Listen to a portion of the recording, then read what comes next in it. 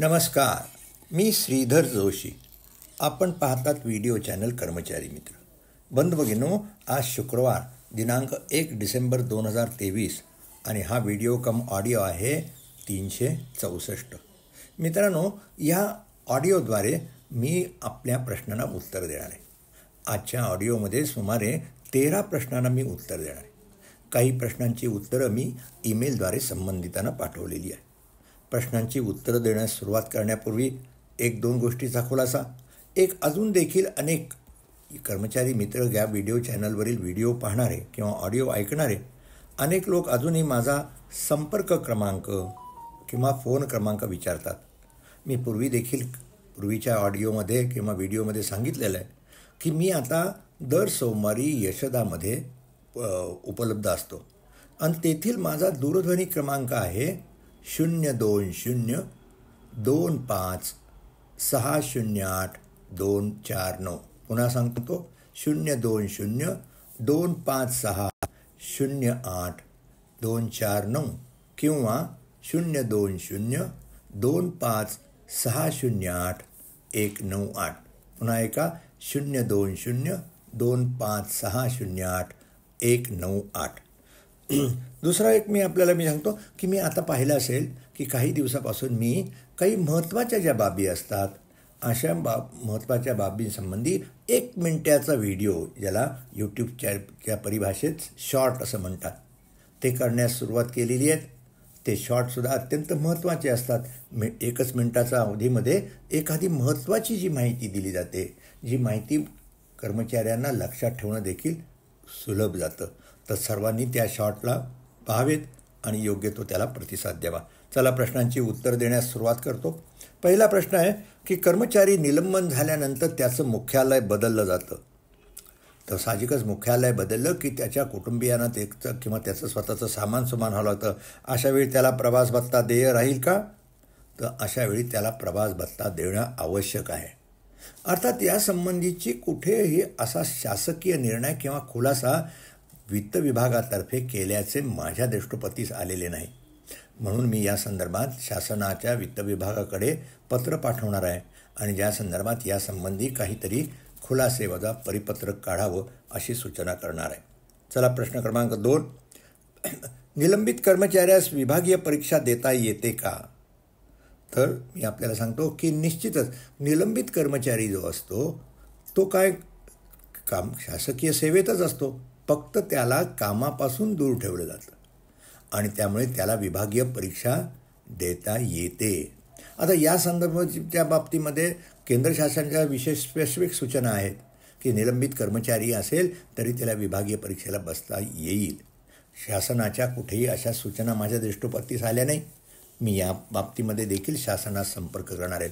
पण मी असं सांगेन की जर एखादा निलंबित कर्मचारी असेल आणि त्याला विभागीय परीक्षा द्यायची असेल तर त्यांनी त्या संदर्भात आपल्या विभाग प्रमुखांना किंवा कार्यालय प्रमुखांना स्पष्टपणे नमूद करा की निलंबित कर्मचारी हा शासकीय कर्मचारीच असतो आणि म्हणून त्याला विभागीय परीक्षेला बसू देणं आवश्यक आहे. काही दिवसापूर्वी माझ्याकडे असाच प्रश्न आला होता आणि त्या संबंधित कर्मचाऱ्याला मी सांगितलं की तुम्हाला ही बाब वरिष्ठांच्या नजरेस आणा आणि आपण विभागीय परीक्षेला बसा. आणि अशी बाब नजरेस आणून दिल्यावर संबंधित विभागाच्या अधिकाऱ्यांनी त्या कर्मचाऱ्याला परीक्षेस बसू दिलं होतं. चला पुढचा प्रश्न करूया. एखादा कर्मचारी जो बडतर्फ केला असतो, तो बडतर्फ केलेला असेल तो शासकीय सेवेत पात्र नसतो, परंतु तो जिल्हा परिषद किंवा महानगरपालिका वा नगरपालिका च्या सेवेमध्ये त्याला नियुक्ती दिली जाऊ शकते का? तर अर्थातच नाही. कारण महानगरपालिका असो, जिल्हा परिषद असो, ह्या जरी शासकीय संस्था जरी नसल्या तरी या पब्लिक सेक्टर्स आहेत.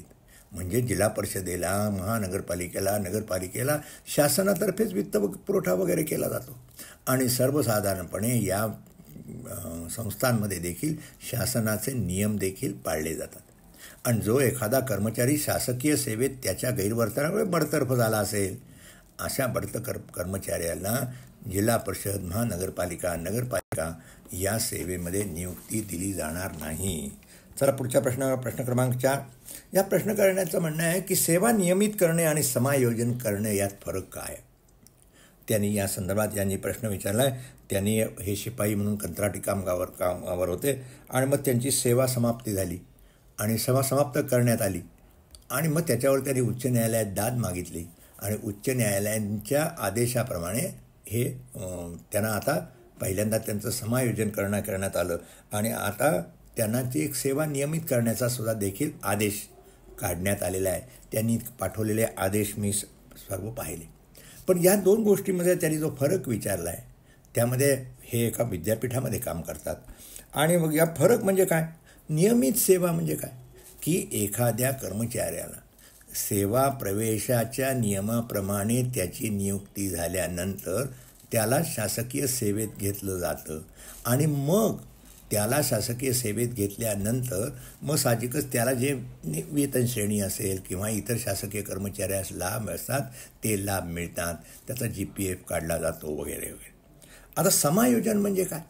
जर एखाद्या कर्मचाऱ्याची नेमणूक रद्द केली आणि तो न्यायालयात गेला आणि न्यायालयाने सांगितलं की त्या माणसाच्या त्याला कुठल्या तरी तुम्ही त्याला ॲकोमोडेट करा किंवा त्याचं समायोजन करा, त्यांना समाविष्ट करून घ्या, तर मग अशा वेळी साहजिकच त्याला कुठल्या तरी पदावर केलं जातं. जसं या प्रश्नकर्त्यांच्या बाबतीमध्ये ते शिपाई होते, पण आता शिपायाचं पद नसल्यामुळे गट ड पदाचं परिचर या पदावर त्यांना नेमणूक करण्यात.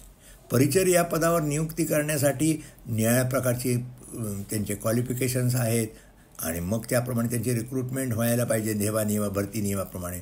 पण आता ह्या कर्मचाऱ्या उच्च न्यायालयाने आदेश दिला आहे की यांना नोकरीत ठेवा आणि जर नाही तर त्यांचा अवमान होईल, म्हणून या कर्मचाऱ्यांना सेवा प्रवेशाप्रमाणे पहिल्यांदा समायोजन करून परिचर म्हणून करून घेतलं आहे.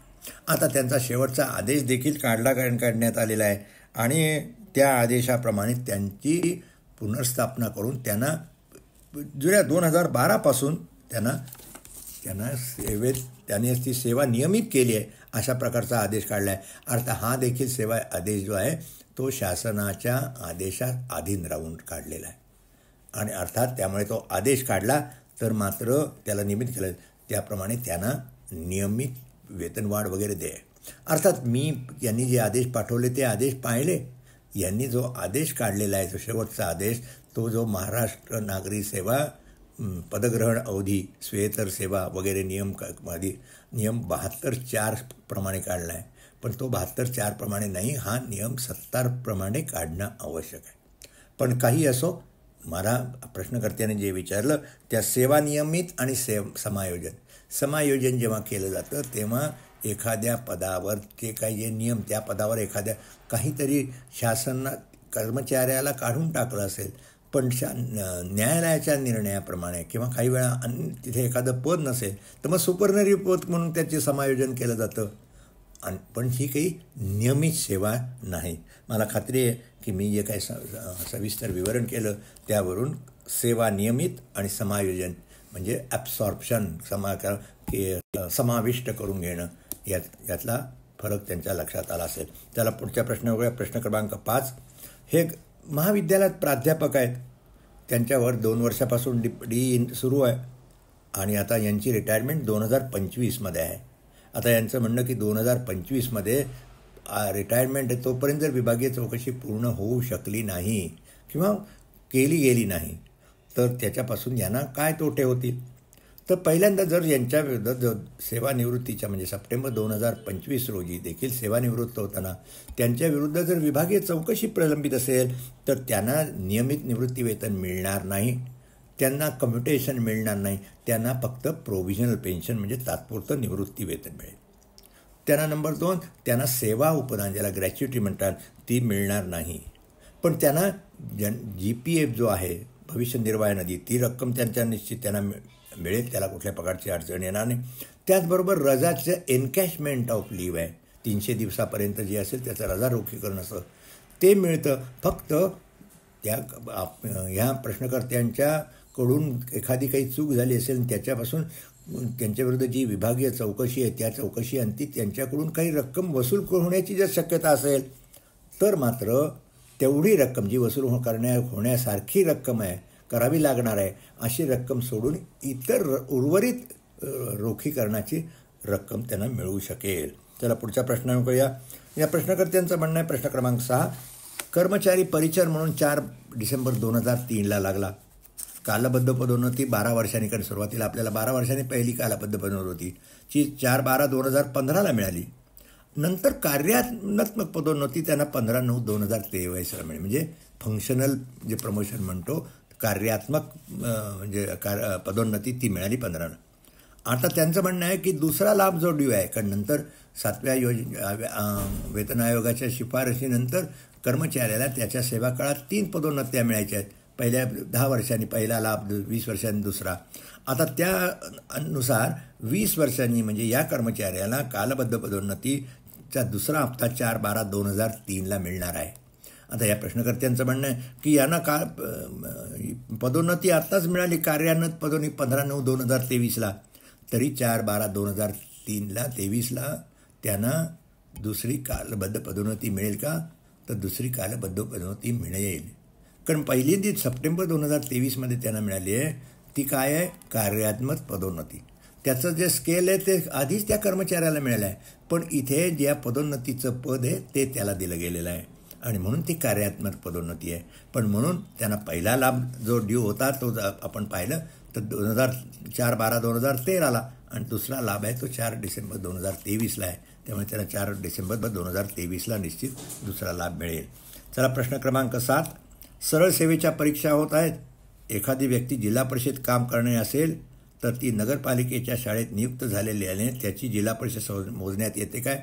नाही. सध्या तरी शासनाच्या आदेशाप्रमाणे शासकीय कर्मचारी शासकीय सेवेत असेल, जिल्हा परिषद ही शासकीय सेवा नाही, आणि तो असताना त्याची जर नियुक्ती झाली दुसऱ्या विभागामध्ये आणि त्यांनी अर्ज केला, जो नोकरीसाठी केला असेल अर्ज, तो संबंधित ज्या विभागात ते काम करतात त्यांच्या विभागामार्फत केला जर असेल तर त्यांना ती सेवा मिळू शकते.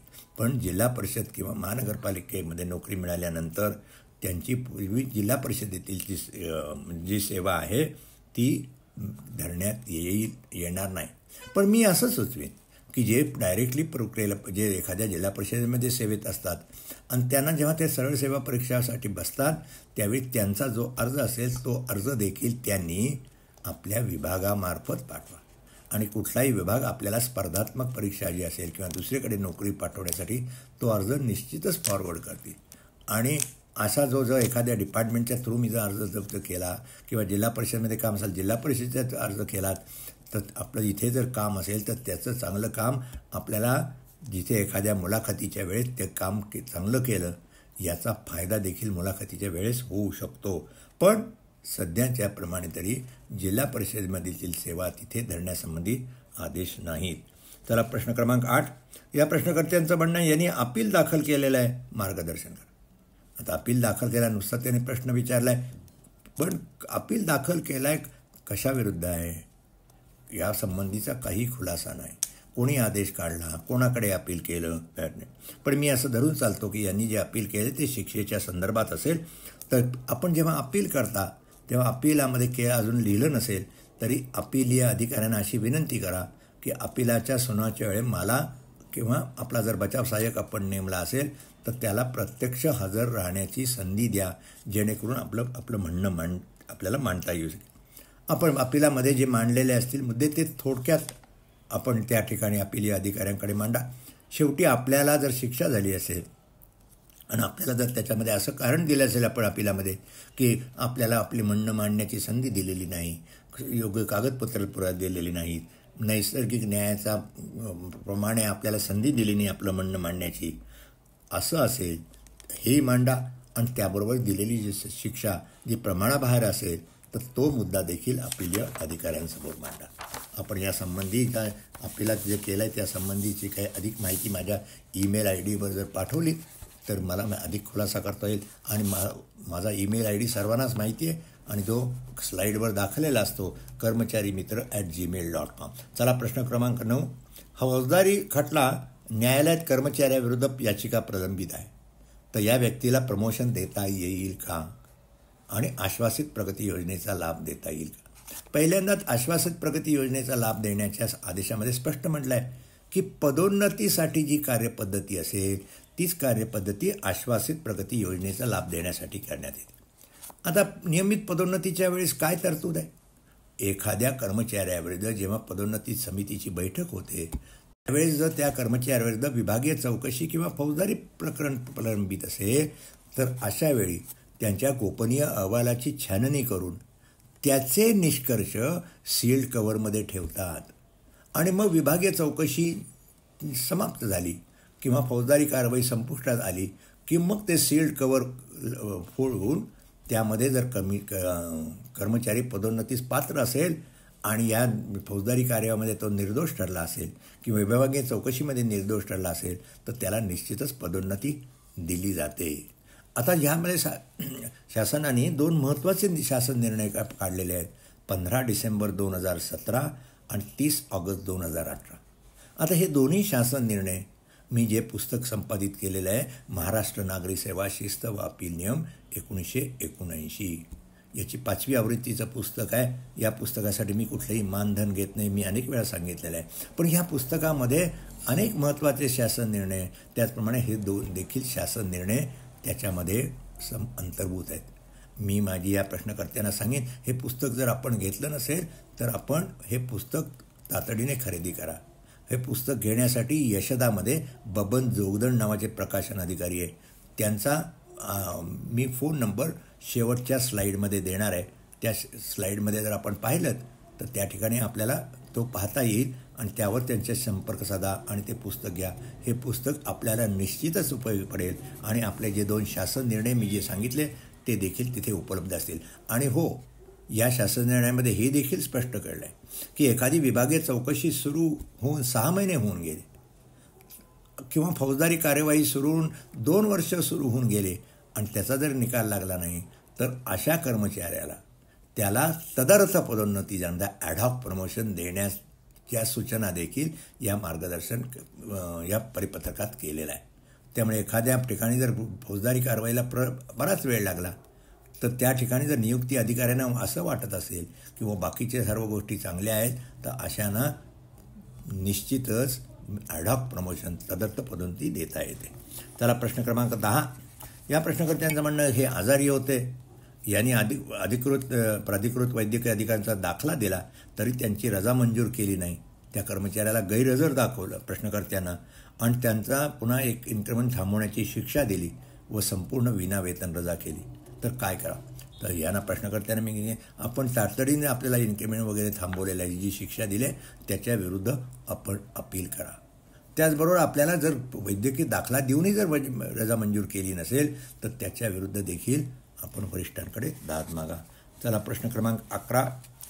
या प्रश्नकर्त्यांचं म्हणणं आहे की एखादी नवीन व्यक्ती जेव्हा शासकीय नोकरीची असते त्या कर्मचाऱ्याविरुद्ध फौजदारी गुन्हा जर दाखल असेल न्यायालयात तर त्याला नोकरी मिळेल का? तर या संदर्भामध्ये त्याच्याविरुद्ध असलेला गुन्हा कुठला आहे हे पाहण्याकरता शासन नेहमी अशा प्रकरणाच्या बाबतीत प्रत्येक विभागामध्ये अशी एक कमिटी नेमलेली आहे आणि मग ती कमिटी पाहते की एखाद्या कर्मचारी जो नियुक्त पण त्याची तर तो आपल्या परीक्षेमध्ये रिक्रुटमेंट म्हणजे लेखी परीक्षेत तोंडी परीक्षेत पाहून सिलेक्शन त्याचं झालं आणि सिलेक्शन झाल्यानंतर त्याच्याविरुद्ध गुन्हा आहे असं त्याच्याकडून जर त्यांनी जे प्रतिज्ञापन दिलेलं असतं किंवा डिक्लेरेशन देतं त्याच्यामध्ये आढळून आलं तर मग मात्र तो कशा प्रकारचा गुन्हा आहे आणि अशा कर्मचाऱ्याला शासकीय सेवेत घेणं कितपत इष्ट आहे या ठेवण्याकरता ती कमिटी आहे आणि कमिटी सर्वसाधारणपणे याचा विचार करून गुन्ह्याचं गांभीर्य किती आहे वगैरे या गोष्टी लक्षात घेऊन मग त्या कर्मचाऱ्याला शासकीय सेवेत घ्यावं किंवा नाही यावरची शिफारस करतात आणि त्या शिफारशीनुसार त्या कर्मचाऱ्याला नियुक्ती दिली जाते किंवा नियुक्ती नाकारली जाते. प्रश्न क्रमांक आपण पाहूया 12. या प्रश्नकर्त्यांचं म्हणणं आहे लाचलुचपत विभागानं 7 नुसार कारवाई केलेली आहे आणि पहिल्यांदा केली आणि मग मात्र सक्षम प्राधिकाऱ्याने त्यांना सँक्शन नाकारलं आणि आता मात्र कलम 7A लावून म्हणजे प्रिव्हेन्शन ऑफ करप्शन ॲक्ट लाचलुचपत विरोधी कायद्याच्या कलम 7A खाली लावून चार्जशीट त्यांना त्यावर दाखल झालेलं आहे. पण इथे मात्र हे त्यांचं असं म्हणणं आहे की मी लोकसेवक आहे प्रश्नकर्ते पब्लिक सर्वंट आहे आणि असं असून देखील प्रश्न असा आहे की याच्या ठिकाणी सक्षम अधिकाऱ्यांचं सँक्शनची जरूर आहे का. तर आता या दृष्टीने या प्रश्नकर्त्याने मी या संदर्भातला सविस्तर जर माहिती मला आपण ईमेलद्वारे पाठवलीत कर्मचारीमित्र@gmail.com मी अधिक खुलासा करू शकेल. पण जर पाहिलं मी 7A कलम जे कशासाठी आहे, 7A कलम जे आहे की एखाद्या लोकसेवकाला बेकायदेशीर काम करण्यास प्रवृत्त करण्याकरता जे आपण उद्युक्त केलं तर त्याच्या खाली 7A खाली त्या व्यक्तीविरुद्ध गुन्हा 7A खाली दाखल करतो. त्यामुळे आपल्याला पब्लिक सर्व म्हणजे आपण लाच घेतली असा गुन्हा नाही आहे जो 7 खाली आहे आणि ज्याला सँक्शन लागतं. तर म्हणून सकृदर्शनदरी 7A खाली अशा सँक्शनची जरूर नाही. पण आपण लोकसेवक आहात का हा देखील प्रश्न आहे. जसं लोकसेवक आहात किंवा नाही म्हणून यासंबंधीची सविस्तर माहिती माझ्याकडे कर्मचारीमित्र@gmail.com वर पाठवा. चला प्रश्न क्रमांक 13 पाहूया. यांचं म्हणणं आहे की सर्व केसेसमध्ये कर्मचारीद्वार निर्दोष नियुक्त झाला व निलंबन कालावधी देखील नियमित केला पण पदोन्नती अजून मिळालेली नाही. पदोन्नती आणि एखाद्या विभाग चौकशीमध्ये निर्दोष मुक्त होणं किंवा निलंबनातून नियमित होणं याच्याशी पदोन्नतीचा संबंध नाही. तेवढ्यापुरता सीमित आहे काय. कर्मचारी जेव्हा निलंबनाखाली असेल किंवा त्याच्याबद्दल चौकशी तेव्हा पदोन्नती मिळणार नाही. पण पदोन्नतीची कार्यपद्धती ही स्वतंत्र आहे.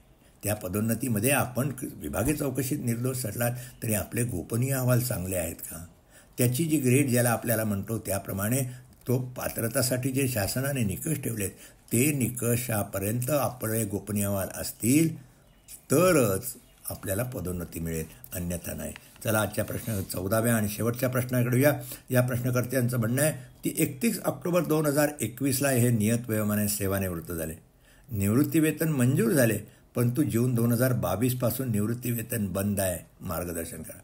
या प्रश्नकर्त्यांनी असं दिसतं त्यांनी जे प्रश्न विचारला त्यावरून हे जे आहे त्यांना हे तात्पुरतं निवृत्ती वेतन असावं आणि हे तात्पुरतं निवृत्ती वेतन जे दिलेलं आहे ते नेहमी 6 महिन्याकरता मंजूर केलं जातं आणि 6 महिन्यानंतर हे तात्पुरतं निवृत्ती वेतन असावं. ते आपल्याला विभागीय म्हणजे डिपार्टमेंटचे अधिकारी जे आहेत जे म्हणजे निवृत्ती अधिकारी आहेत त्यांनी मंजूर केलेले. आता 6 महिन्यानंतर निवृत्ती वेतनाची मर्यादा वाढवण्याकरता अकाउंटंट जनरल म्हणजे महानिरीक्षक जे आहेत त्यांची संमती आवश्यक आहे. तेव्हा आपल्या कार्यालयाने तशी आपण जिथून निवृत्त झाला त्यांनी तसा अकाउंटंट जनरल यांच्याकडे प्रस्ताव पाठवला असेल, तो पाठवला आहे किंवा नाही त्याची खात्री करा. आता नुसतंच निवृत्ती वेतन जे आपण म्हणता नियमित जर निवृत्ती वेतन झालं असेल तर ते कदापि थांबवलं जाणार नाही, काहीतरी त्याच्यासाठी सबळ कारण असल्याशिवाय. त्यामुळे नेमकी काय वस्तुस्थिती मला सांगावी. पण अन्यथा जर तात्पुरतं निवृत्ती वेतन असेल तर आपण आपल्या विभागाकडे आपल्या कार्यालयातून जिथून निवडून जात त्यांच्याशी संपर्क साधा. ते अकाउंटंट जनरलकडे त्यांनी प्रस्ताव पाठवला असेल तर त्यांना स्मरणपत्र पाठवून एजीची संमती मिळाल्यानंतर आपल्याला पुढे निवृत्ती वेतन मिळेल. पण आपल्याला खरोखर जून 2022 पासून 1 वर्ष झालं पण अजूनही निवृत्ती वेतन जर थांबवलं गेलं असेल तर याची नेमकी कारणं जाणून घ्या. पण हा सरळ आपल्यावर अन्याय आहे. आपण माझ्याकडे जास्ती डिटेल पाठवा, आपल्याला निश्चित मदत करण्याचा मी प्रयत्न करेन. मित्रांनो आता येथेच थांबण्याची वेळ आली. आपल्याला व्हिडिओ आवडला असेल किंवा ऑडिओ आवडला असेल लाईक करा, शेअर करा, इतरांना फॉरवर्ड करा आणि या चॅनलला सबस्क्राईब केलं नसेल तर आपण जरूर सबस्क्राईब करा. माझा प्रयत्न आहे की मला असलेली माहिती आपल्या जास्तीत जास्त कर्मचाऱ्यांपर्यंत पोचवावी आणि म्हणूनच मी नेहमी आपल्याला विनंती करतो आपण जरी सबस्क्राईब केलं असेल तरी आपण मनाशी निर्धार करा की माझे इतर जे 10-12 सहकारी असतील त्या कमीत कमी 10 सहकाऱ्यांना मी या यूट्यूब चॅनलला कर्मचारी मित्र या चॅनलला सबस्क्राईब करण्यास प्रवृत्त करीन, जेणेकरून त्यांनी जर यूट्यूब चॅनल पाहिला तर त्यांना देखील मी जी माहिती देतो त्याचा निश्चितच उपयोग झाल्याशिवाय राहणार नाही. मित्रांनो आता इथेच थांबतो. पुन्हा आपण भेटणार आहोत पुढल्या आठवड्यात एखाद्या शॉर्ट व्हिडिओसोबत. नमस्कार.